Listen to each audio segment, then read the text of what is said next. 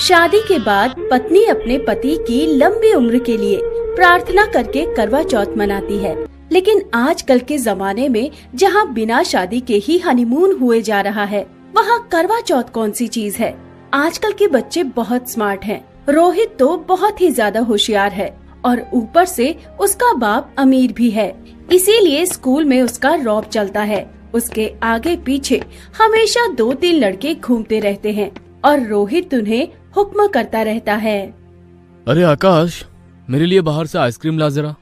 रोहित के कहने पर आकाश स्कूल के बाहर से आइसक्रीम लाता तो है, लेकिन लाते लाते आइसक्रीम पिघल चुकी होती है। इसीलिए रोहित बहुत गुस्सा हो जाता है। आइसक्रीम पिघल क्यों गया? लानत है तुझ पर, एक काम ठीक से नहीं कर सकता है तू। ये बोलकर रोहित ने आकाश को थप्पड़ मारा। रोहित ऐसे ही सब पर अपना रौब जमाता है, सिवाय नेहा के। नेहा इस क्लास की फर्स्ट गर्ल है और वो रोहित को भाव ही नहीं देती। यार नेहा, रोहित तो दिन ब दिन हैंडसम होता जा रहा है। काश वो मेरा बॉयफ्रेंड होता। क्या हमेशा रोहित रोहित करती रहती है? क्या दिखता है तुझे उस रोहित में, लफंगा कहीं का? अरे जाने मन, मुझे रोहित में जो दिखता है तुझे भी दिखेगा। बस तू ठीक से दिखती नहीं है।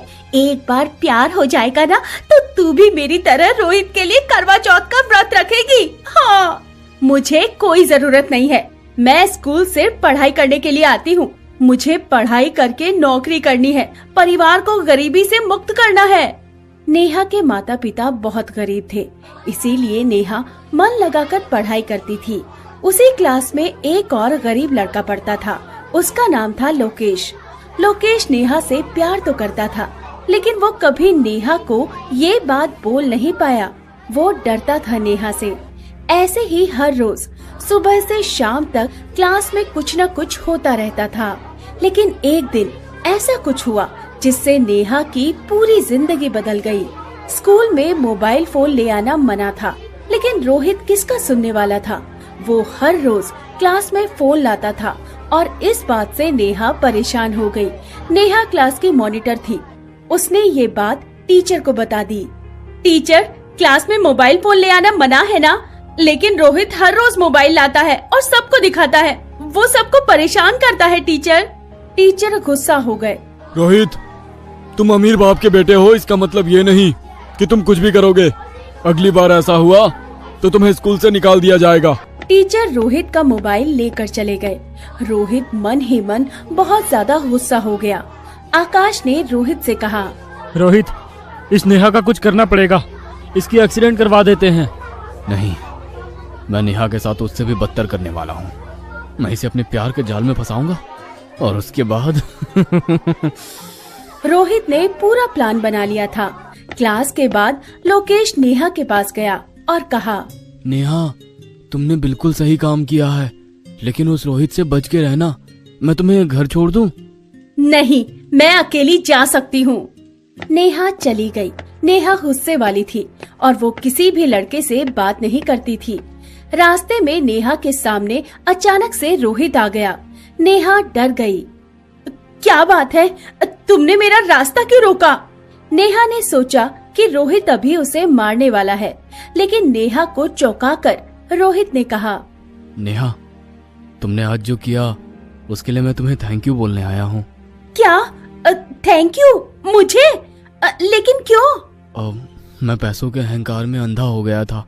मोबाइल और गेम्स के चक्कर में मेरी पढ़ाई नहीं हो पा रही थी, लेकिन मोबाइल चले जाने के बाद मुझे अभी पढ़ाई करने में अच्छा लग रहा है। Thank you Neha. नेहा खुश हुई और हंसकर कहा, कोई बात नहीं।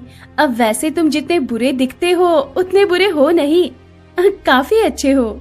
हाँ, वो तो मैं हूँ। और ऐसे ही नेहा रोहित के जाल में फंस गई।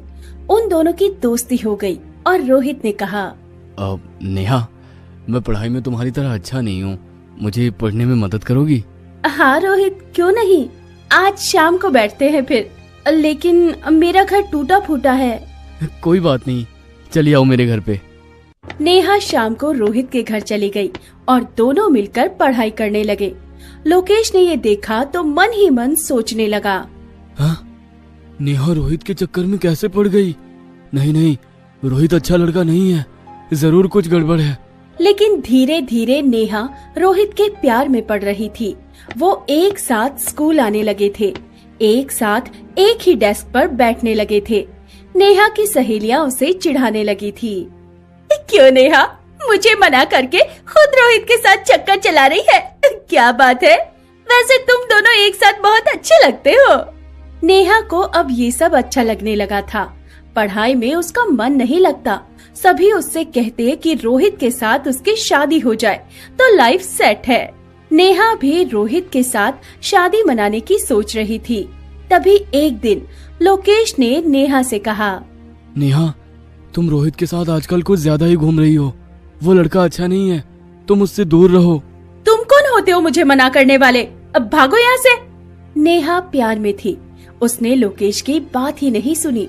2 दिन बाद करवा चौथ था। रात को नेहा रोहित के साथ कमरे के अंदर बैठकर पढ़ाई कर रही थी। तभी रोहित ने बत्ती बुझा दी। ये क्या रोहित, तुमने बत्ती क्यों बुझा दी? बत्ती की जरूरत नहीं है, मैं तो तुम्हारी आंखों की रोशनी में पढ़ सकता हूँ। दोनों ने एक साथ रात बिताई। बाहर बिजली कड़की और बारिश भी होने लगी। अगला दिन नेहा ने रोहित के साथ ही बिता दिया और अगले दिन वो करवा चौथ मनाने का इंतजाम करने लगी। लेकिन तभी उसे उल्टी हो गई। अरे ये क्या हुआ? अभी उल्टी क्यों हो गई? मैं प्रेग्नेंट तो नहीं हूँ? नेहा गर्भवती हो गई थी। वो तभी रोहित के पास गई और सब कुछ कह दिया। रोहित ने कहा, मुझे पता है, मेरा तो यही प्लान था। प्लान था? मतलब तुम मुझसे शादी करोगे ना? शादी? और तुमसे? हाँ, मैं तो बस बदला ले रहा था। उस दिन तुमने टीचर को मेरे बारे में बताकर ठीक नहीं किया था नेहा। क्या? इस वजह से तुमने मुझे गर्भवती कर दिया? तुमने मेरी जिंदगी खराब कर दी। हाँ, अब क्या होगा? मुझे क्या पता। हाँ होगा, लोग तुम पर थूकेंगे, मुझे मजा आएगा। रोहित चला गया। नेहा को समझ में नहीं आ रहा था कि वो करे तो क्या करे। उसकी आंखों के सामने अंधेरा छा गया और तभी लोकेश आया। नेहा, मैंने तुमसे कहा था ना कि रोहित अच्छा लड़का नहीं है। मुझसे गलती हो गई, लेकिन मैं कुंवारी माँ कैसे बन सकती हूँ? मैं किसी को मुंह दिखाने के लायक नहीं रही। कौन करेगा मुझसे शादी? मैं करूंगा तुमसे शादी। इस बच्चे को मैं पालूंगा। तुम मुझसे इतना प्यार करते हो? नेहा ने लोकेश को गले लगा लिया। उसे सच्चा आशिक मिल गया। दोनों ने मिलकर पुलिस के पास रोहित के खिलाफ केस कर दिया। पुलिस ने रोहित को गिरफ्तार कर लिया और उसे 30 साल की सजा हो गई। लोकेश ने नेहा से शादी कर ली और नेहा लोकेश के लिए करवा चौथ मनाने लगी। 9 महीने बाद नेहा को एक बेटा हुआ और वो सभी खुशी खुशी रहने लगे।